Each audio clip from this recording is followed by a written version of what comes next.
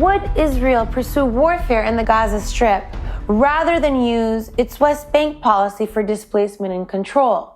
There, it outsources security to Palestinian forces and foots the bill to international donors. Because Israel wants the West Bank. Its religious claims there are more pronounced. It desires control of the Western Aquifer, one of the most significant sources of water in the region. And it wants to control the easternmost border, the Jordan Valley. In contrast, Israel doesn't want the Gaza Strip.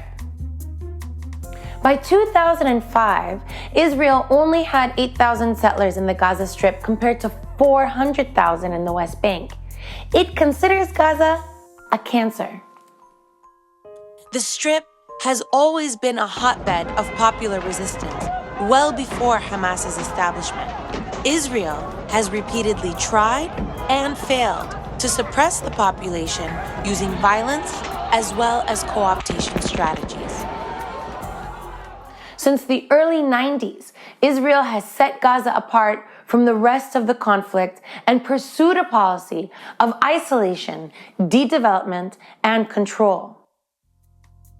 As early as 1993, Shimon Peres told a UNESCO conference that he saw the Gaza Strip progressively evolving into a Palestinian state while the West Bank becomes an autonomous polity of Palestinians and Israeli settlers whose status and borders would eventually be defined.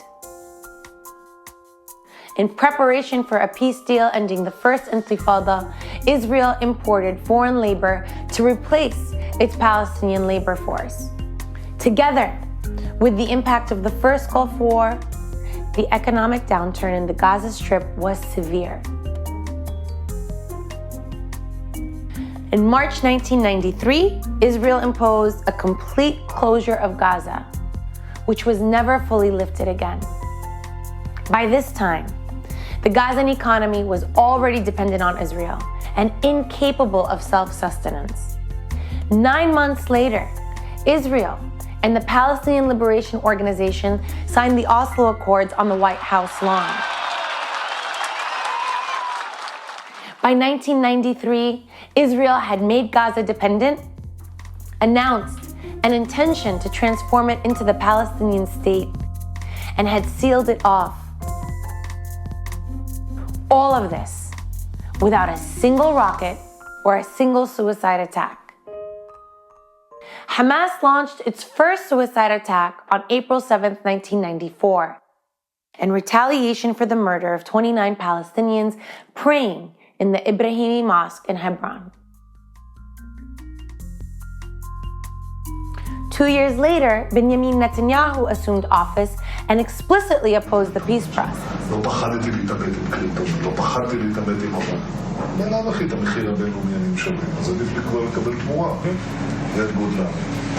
עכשיו, הם לא רצו לתת את המכתב הזה, אז לא נתתי את הסכם כמובן. הפסקתי את ישיבת הממשלה, אמרתי, אני לא חותר.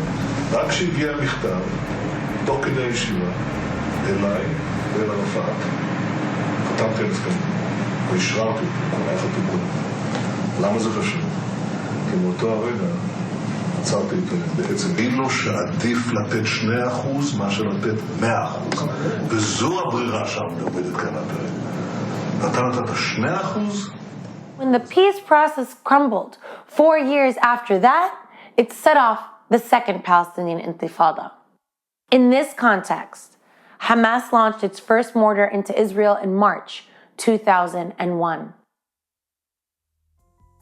In April 2004, then Prime Minister Ariel Sharon proposed complete withdrawal from Gaza in exchange for consolidation and control of the settlements in the West Bank. Unilateral disengagement in 2005 realized Israel's vision articulated by Shimon Peres in 1993. In the 18 months between Sharon's proposal and the execution, Israel launched 8 military campaigns that expanded the northern and southern buffer zones between the Gaza Strip and Israel and assassinated several Hamas political and military leaders.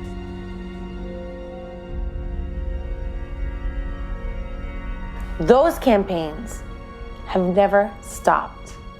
Together with the naval blockade and the land siege, the Gaza Strip has become a zone of death.